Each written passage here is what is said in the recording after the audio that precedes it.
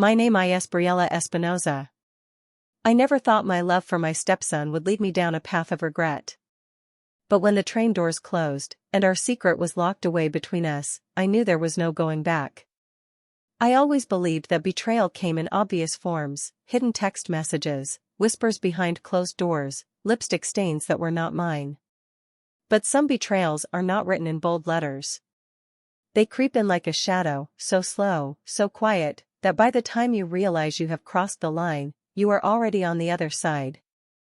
This is not a story about passion or recklessness. It is not about stolen kisses or secret hotel rooms. It is about something far more dangerous, something far easier to excuse. It is about how love, when misplaced, can turn into something it was never meant to be. And how sometimes, the worst kind of infidelity is the one that does not need to touch to destroy. I sit here now, holding this train ticket in my hands, and I wonder. Was it a mistake? Or was it the only moment of truth I have ever known? Because the truth is, we did nothing wrong. And yet, everything about it was wrong. This is my story. Now, before I begin, I need to say this. This story is not meant to justify, glorify, or condone emotional infidelity. It is a confession, a reflection, and above all, a cautionary tale. Sometimes, betrayal does not come from lust or desire. Sometimes, it comes from a place we never expected, love itself. And by the time we recognize it, it is already too late. I never planned on becoming a mother. Not because I did not want to, but because I could not. For years, I carried that reality like an invisible burden, an ache that never fully disappeared. I had imagined what it would feel like, to hold a child of my own, to hear them call me mom, to have a little hand slip into mine, trusting, needing. But life had other plans for me. Then, I met Frankie. He came into my life unexpectedly, a man hardened by responsibility but softened by the love he had for his 2 sons. He was not the kind of man I had pictured myself with, rough around the edges, exhausted from long hours of work, the type who never complained but carried his burdens quietly. Yet, despite everything, he had a warmth in him.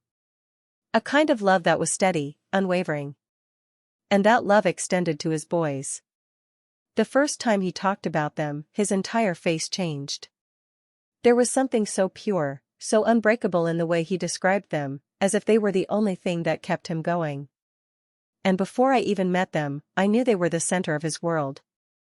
I also knew that if I became part of his life, I would have to become part of theirs too. I did not hesitate. I stepped into my role without fear, without hesitation, without doubt. I was not their real mother, but I became everything else. I was the one who made their breakfasts before school, the one who packed their lunches, the one who cleaned up their messes and tucked them in at night. I learned their favorite movies, the songs they hummed when they were nervous, the little things that made them happy. I made sure they never felt like an afterthought. I made sure they always had someone to turn to. And when they started calling me mom, I let them. I told myself it was just a word. That it did not mean anything. But it did. Because when Serenity, the oldest, looked up at me with those eyes full of trust, full of something deeper than just admiration, something I could not name at the time, I felt it. A shift. A change. Something I should have noticed sooner. But I did not. Not until it was too late. A mother is supposed to be a constant. A presence so strong that no matter how far a child strays, they always know where home is. Gianna Rivers was not that kind of mother. She was an absence. A fading voice on the phone, a name mentioned with hope and disappointment in equal measure.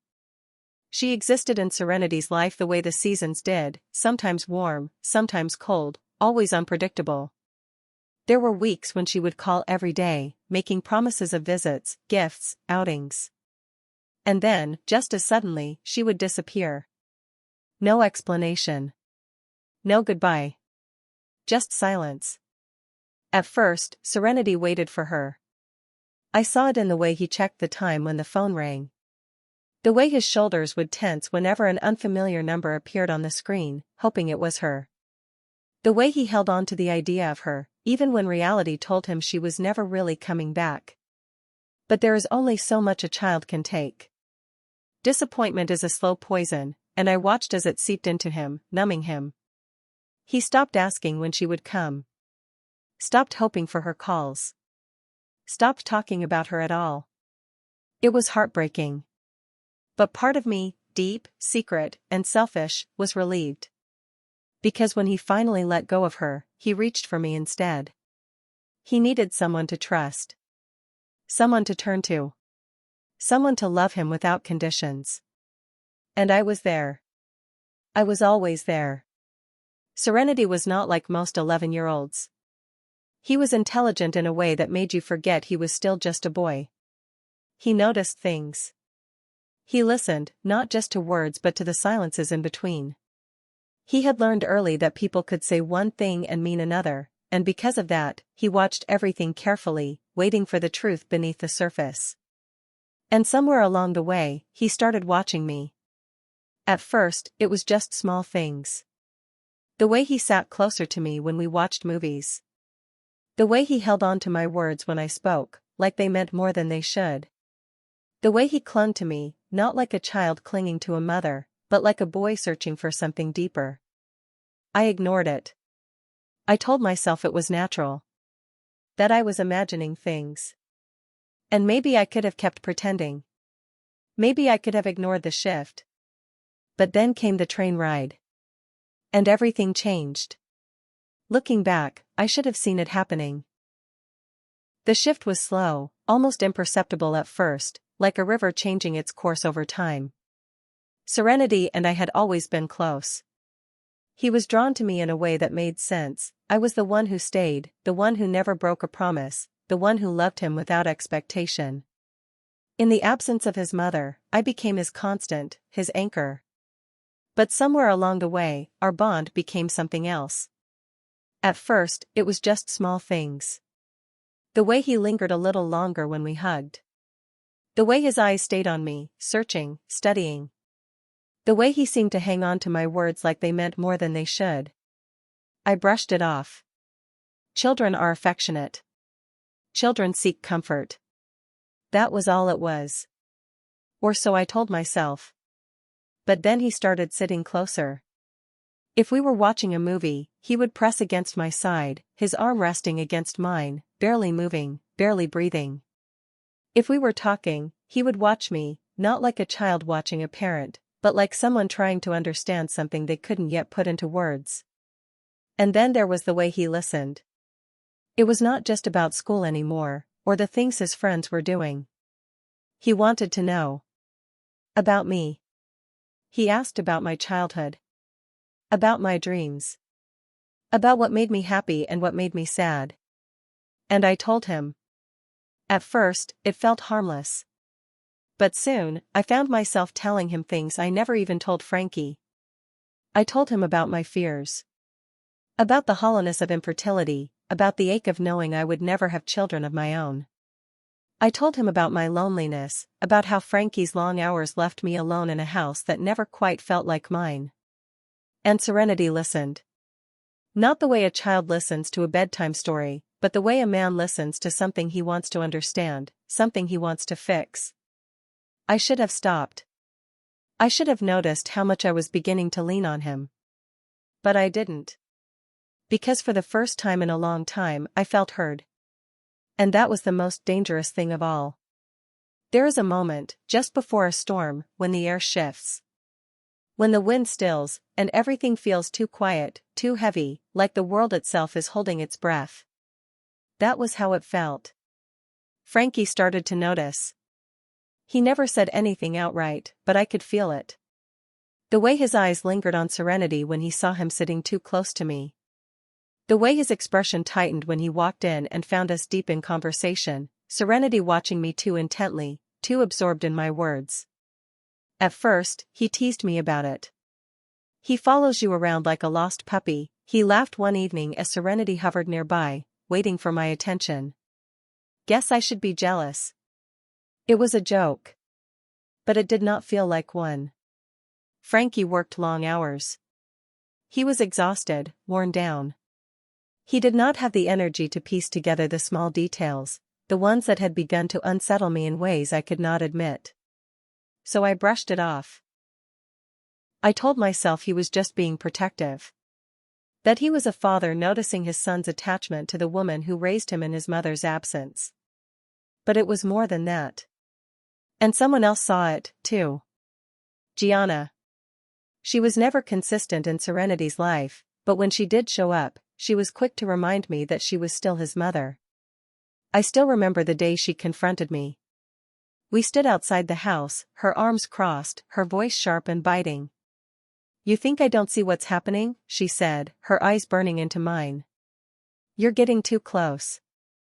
I laughed, shaking my head, dismissing it as nothing more than her usual bitterness. "You're upset that they love me," I told her. "You don't get to be angry when you're the one who left them." She scoffed, shaking her head. "Love? That's not love.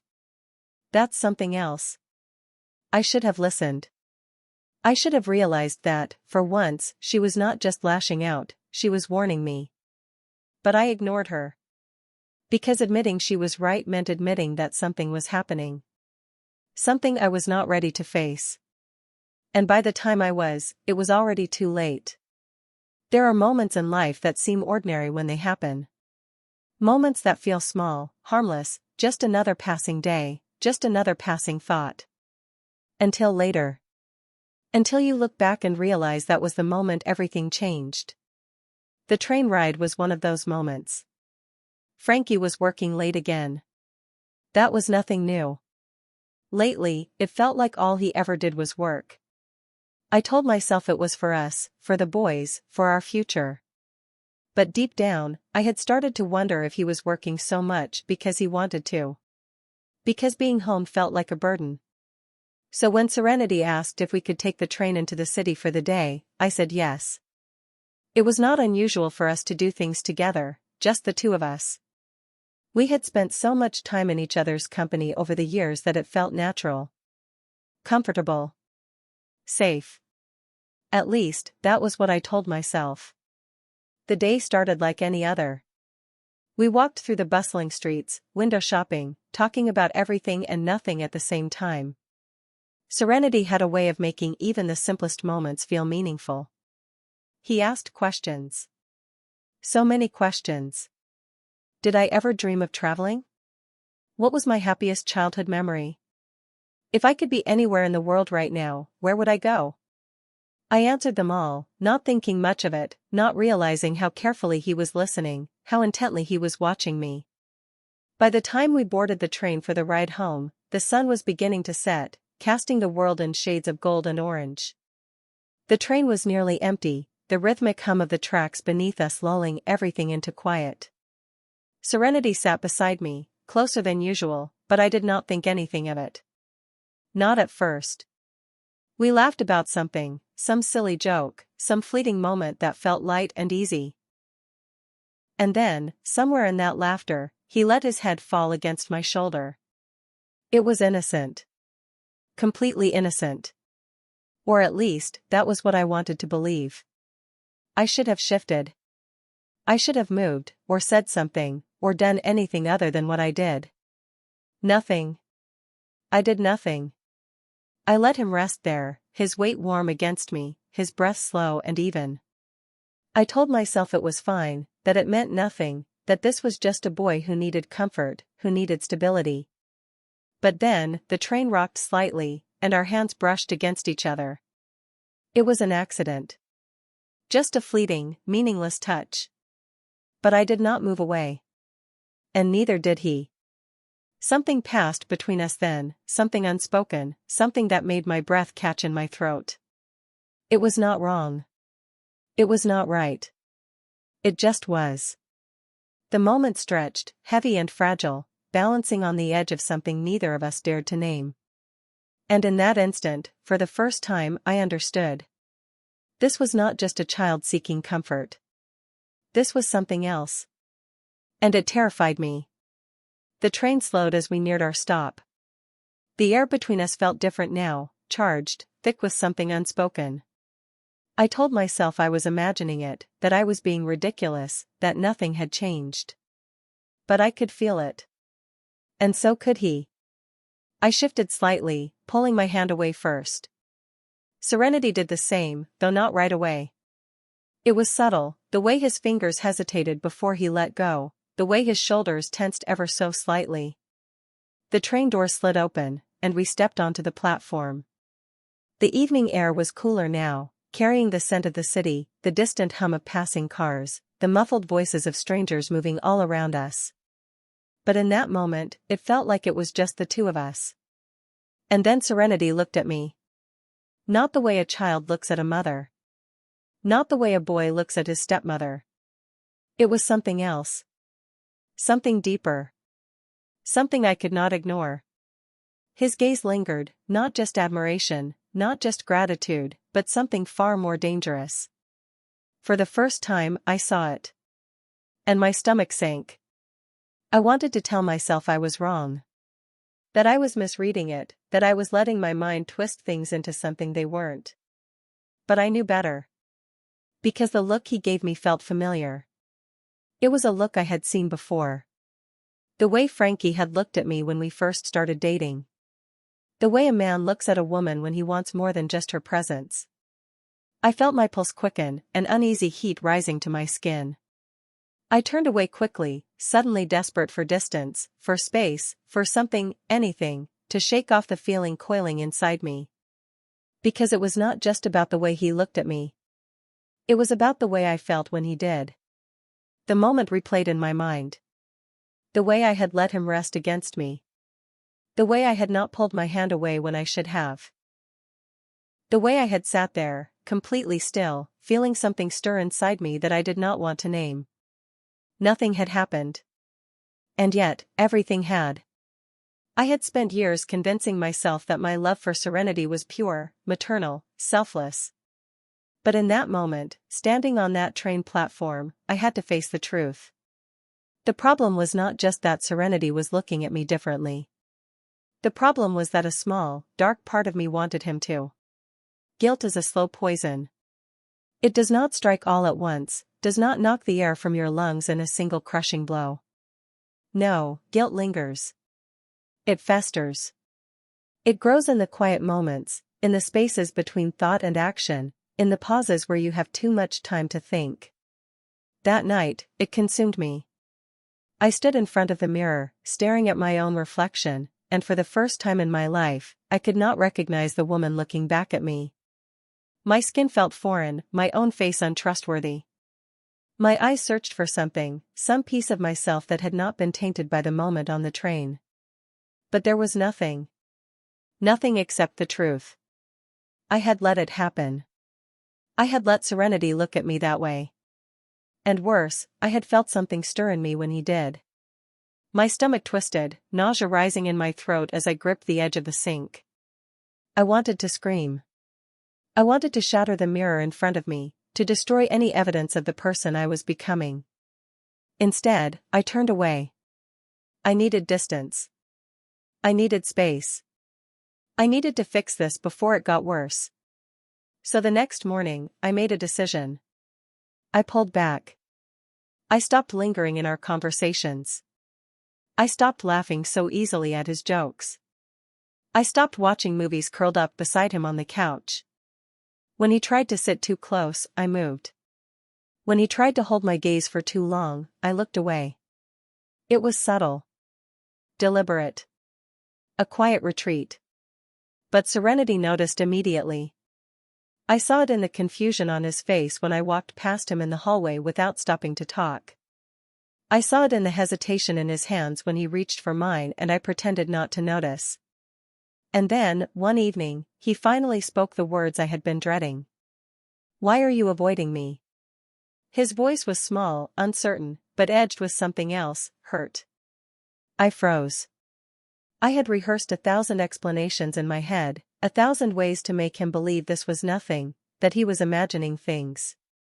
But standing there, facing him, I could not lie. Because the truth was written all over his face. This was not just a boy seeking comfort anymore. This was something else. And the realization hit me like a blow to the chest. I opened my mouth, desperate to find the right words, but before I could say anything, the sound of the front door opening sent a jolt of panic through me. Frankie was home. I turned away from Serenity, forcing myself to breathe. I needed to act normal. I needed to fix this before it unraveled any further. But Serenity was not done. "Please," he said, his voice barely above a whisper. "Do not push me away. You are the only one who understands me." Something in his voice broke me. And that was the moment it happened. The moment Frankie walked in. The moment he saw us standing too close, tension thick in the air, Serenity's face desperate, mine unreadable. The moment everything fell apart. He froze in the doorway, his tired eyes scanning the room, taking in the scene in front of him. I could see the shift in his expression, the confusion, the slow realization that something was wrong. "What the hell is going on?" The words cut through the silence like a blade. And just like that, there was no more hiding. The words were right there. "Tell me I am wrong." Frankie's voice rang in my head, over and over, but my mouth would not move. My lips parted, but no sound came out. Because I could not lie. Not to him. Not to myself. The silence between us stretched too long, heavy and suffocating, pressing down on me like a weight I could no longer carry. And then, without warning, it happened. I broke. The breath I had been holding shattered into pieces. My chest caved in. My body shook. And before I even realized what was happening, the words started pouring out of me, unfiltered, unstoppable. I let it happen. Frankie flinched. His head tilted slightly, like he had misheard me. "What?" "I let it happen," I whispered again, my voice barely holding together. "I let him need me too much.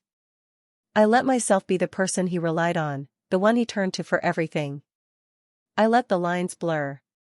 Frankie just stood there, still as stone. And I felt myself unravel further. I never thought it would go this far. I never wanted this. But I ignored it. I ignored the way he looked at me. I ignored the way I let him get too close. And then the train. I choked on my own breath. Frankie blinked once. Twice. "The train." He said it like he was afraid of the answer. I squeezed my eyes shut, shaking my head. My hands curled into fists at my sides, my nails biting into my skin. "I did not touch him," I whispered. "I swear I did not touch him." But that was not the truth. The truth was so much worse. Because it was never about what I did. It was about what I felt. Something inside me twisted violently, a sickening mix of shame, regret, and something darker, something I could not name. I felt something, I finally admitted, my voice breaking. And it terrifies me. Silence. A silence so deep, so absolute, that for a moment, I thought the world had stopped moving. When I opened my eyes, Frankie was looking at me like he had never seen me before. Like I was a stranger. Like he had lost something he did not even know he needed to hold on to. His lips parted, but no words came. And then, before he could even process what I had said, another voice shattered the quiet. "Serenity." His voice was small, barely above a whisper. "You are leaving me too," he said. And that was when I saw it. The look in his eyes. It was not just sadness. It was abandonment. The same look I had seen on his face every time his mother forgot to call. The same look he had carried when he stopped waiting for her to come back. And now, I had put that look there. Frankie's heartbreak was one thing. But Serenity's. That was unbearable. Because no matter how much I had tried to convince myself that my love for him had been pure, selfless, maternal, I had failed him. I had become just another person who let him down. And no apology would ever fix that. The house was quiet when I left. Too quiet. Not the kind of quiet that brings peace, but the kind that lingers after something has been broken beyond repair. I had spent years in that house, pouring love into every space, every corner. I had folded tiny shirts, washed dishes with cartoon characters on them, tucked two small boys into bed at night with whispered promises that they were safe, that I was not going anywhere. But I was. And this time I was not coming back. The suitcase by the door felt heavier than it should have. It was just clothes, just belongings, but it carried the weight of everything I was leaving behind. Frankie had not spoken to me since that night. Not really. He had listened as I confessed, as the truth spilled from me in stuttering, broken pieces. He had watched as I unraveled, tears streaking my face, my hands shaking. And then, without a word, he had walked away. That was the worst part. Not the shouting. Not the anger. The silence. I had shattered something in him. Something I knew he would never be able to rebuild. I had not cheated on him in the way people expected. There were no secret meetings, no whispered phone calls in the dead of night. No physical betrayal. But cheating is not always about touch. Sometimes, it is about who you turn to when you should not. And I had turned to Serenity. Frankie could not look at me without seeing it. The blurred lines. The misplaced emotions. The moment on the train that I could never take back. And so, I left. I did not fight for him. I did not beg. I just packed my things and walked out of the life I had built, leaving behind the only family I had ever known. I had expected Serenity to hate me. Maybe he did. But when I finally forced myself to look at him before I walked out that door, there was no anger in his eyes. Just heartbreak. I had spent so many years protecting him from pain. From his mother's neglect. From broken promises and abandonment. And in the end, I had done exactly what she had. I had left him. That was the last time I saw him. Because Gianna took him away from me. She showed up that same week with paperwork, lawyers, accusations that dripped from her mouth like venom. She did not scream or throw insults. She did not have to. She had won. She told Frankie she was taking full custody of both boys, and this time, there was nothing he could do to stop her. He did not fight. Maybe because he was too tired. Maybe because he had already lost too much. Or maybe because, deep down, he believed she was right. Maybe I did not deserve to be in their lives anymore. The day they left, I sat in an empty apartment, staring at my phone, waiting for a call that never came. Serenity did not call. Frankie did not call. I was gone from their lives. And that was the real punishment. Not the heartbreak. Not the guilt. The silence. I used to think I knew what betrayal looked like. I thought it was obvious. Clear-cut. Something you could see from a mile away. But not all cheating happens in a hotel room. Sometimes, it starts with a train ride. With a conversation that lingers too long. With a touch that is not pulled away from quickly enough. Sometimes, it happens in moments that feel small, harmless, until you look back and realize they changed everything. I crossed a line, even if nothing happened. And for that, I lost everything. I have spent countless nights lying awake, replaying everything in my mind. Every conversation. Every touch. Every moment I ignored, brushed aside, pretended did not mean more than it did. And I ask myself, where did it really start? Was it the first time Serenity called me mom? Was it the first time I realized he trusted me more than his own mother? Was it the first time I confided in him in ways I never should have? Or was it the train ride, where everything that had been building for so long finally became undeniable? I do not know. What I do know is this. Infidelity is not always about sex. Sometimes, it is about boundaries that are crossed before you even realize it is happening. It is about the people you turn to when you should not. It is about the moments that seem innocent, until they are not. I thought I was doing the right thing. I thought I was helping him, protecting him, giving him the love and security that his mother had never given him. But in the end, I did exactly what she did. I let him down. I became another person who left him feeling abandoned. And Frankie. Frankie, who trusted me more than anyone, who gave me a family, who let me into his world without hesitation. I betrayed him. Not in the way people expect. Not in the way that can be easily forgiven. But in a way that broke something between us that could never be repaired. Because trust, once shattered, does not piece itself back together. And that is what I live with now. Not just the loss, but the knowledge that I have no one to blame but myself. Maybe you think I am the villain in this story. Maybe you think I never loved them at all. Or maybe, you understand. Maybe you know what it is like to lose yourself in something so slowly that you do not even realize you are drowning until it is too late. So tell me, do you think emotional affairs count as cheating? Have you ever experienced something like this? I am listening.